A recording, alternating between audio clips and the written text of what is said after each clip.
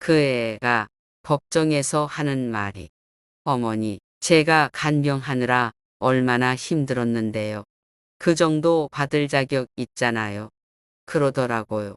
내가 평생 모은 돈 5억 원을 훔쳐놓고 무슨 자격이 있다고. 이 며느리 정말 사람이 맞을까요? 여론. 며느리를 절대 믿지 마세요. 제 이야기 들어보세요. 안녕하세요. 저는 올해 75살 김순자입니다.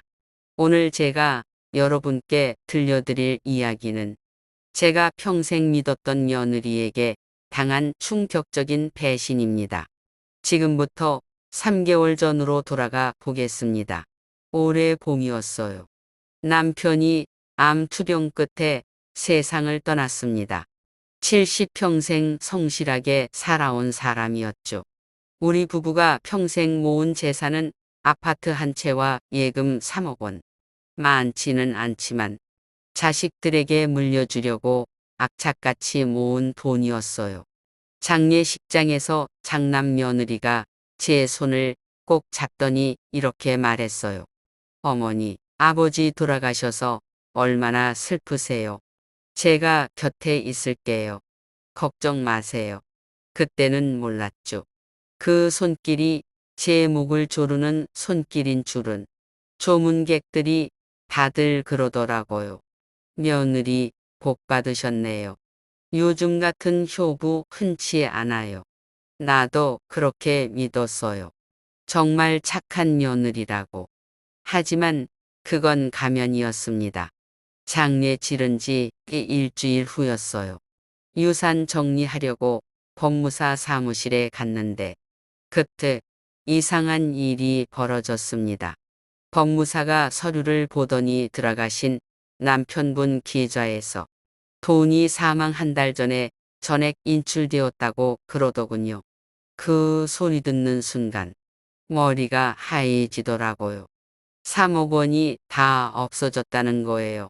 제가 물었죠. 그게 무슨 소리인지. 남편이 의식도 없었는데 어떻게 돈을 뺐냐고 말했죠. 그때 옆에 있던 며느리가 태연하게 말하더군요. 아버님 돈은 제가 관리하기로 했다며 병원비 많이 나올까봐 며느리 계좌로 옮겨뒀다고 그러더군요. 어차피 장남인 아들 명의로 정리할 거라면서요. 그 순간 뭔가 이상하다는 생각이 들었어요. 왜 내 허락도 없이? 왜 며느리 계좌로? 그때 저의 막내딸이 말했어요. 왜 우리한테 말 안 했어요? 라고 묻자 며느리가 짜증 섞인 목소리로 이렇게 말했어요.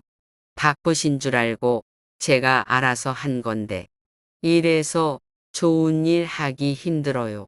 그날부터 악몽이 시작됐습니다. 한 달이 지나도 며느리는 돈을 돌려주지 않았어요. 불안해진 저는 남편 계좌 거래 내역을 은행에서 떼어왔는데 그걸 보는 순간 정말 눈앞이 캄캄했습니다. 남편이 돌아가시기 3개월 전부터 매달 몇천만 원씩 며느리 계좌로 빠져나가고 있었어요. 그리고 카드로 많은 결제가 이루어졌다는 것도 알게 되었죠. 남편은 그때 이미 의식이 없었는데 어떻게 이런 일이 가능한 거죠? 그래서 제가 며느리에게 따졌어요. 내가 우리 돈 훔쳐 쓴 거 맞지? 그랬더니 그래 하는 말이 훔친 게 아니라 관리한 거예요. 어머니, 아버지께서 병원비 걱정하셔서 제가 미리 빼둔 거라니까요. 그 카드는 아버님께서 필요할 때 쓰라고 주신 거고요. 라고 말하더군요. 그런데 남편은 그때 혼수 상태였어요. 말도 못하는 사람이 어떻게 그렇게 하니? 라고 그랬더니 이번엔 목소리를 높이더라고요. 내가 매일 간병하면서 얼마나 고생했는데 어머니도 참 은혜를 모르시네. 그날 이후 아들이 며느리 통장과 카드 사용 내역을 몰래 확인해 봤다고 그러더군요. 그리고 그 안에는 명품 가방 800만 원, 해외여행 500만 원, 고급 레스토랑 식사비가 수십 번 불이 돈으로 호화 생활한 거예요. 게다가 며느리 어머니, 즉 사돈에게 1억 원을 송금한 것도 알게 되었죠.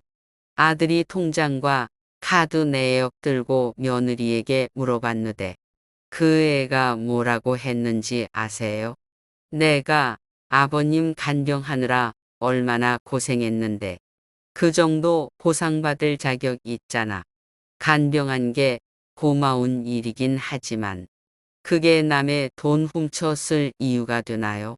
아들이 어떻게 상의 없이 이렇게 큰 일을 저지를 수 있는 거지? 라고 물었더니 며느리가 비웃으면서 이렇게 말했다더군요. 요즘 세상엔 똑똑한 사람은 먼저 챙기는 거라며. 그렇다고 이렇게 도둑 취급하냐며 도리어 화를 냈다더군요. 그 말을 듣는 순간 할 말이 없어졌습니다. 얼마 후 아들은 이혼 소송을 하였고 결국 저는 며느리를 고소했습니다. 횡령과 상은서 위조 혐의로요. 법정에 선 며느리는 끝까지 뻔뻔했어요. 저는 시아버지를 정성껏 모셨어요. 그 돈은 제가 받을 자격이 있다고요. 그랬더니 판사님이 차갑게 말씀하시더라고요. 간병과 유산 상속은 별개입니다. 피고는 법적 절차 없이 타인의 재산을 무단으로 취득했습니다. 그리고 판사님이 판결을 내리셨습니다. 피고에게 징역 1년 6개월, 집행유예 3년을 선고하며 피해자들에게 유산 상당액 전액과 위자료 5천만 원을 배상할 것을 명합니다. 법정 나오면서 며느리 얼굴을 봤어요. 후회하는 표정이었지만 이미 늦었죠.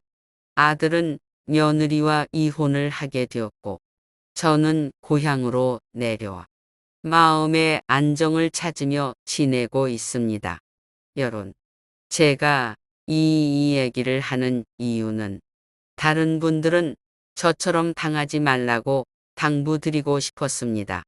가족이니까, 며느리니까 믿지 마세요. 돈 문제는 가족도 이해가 없어요.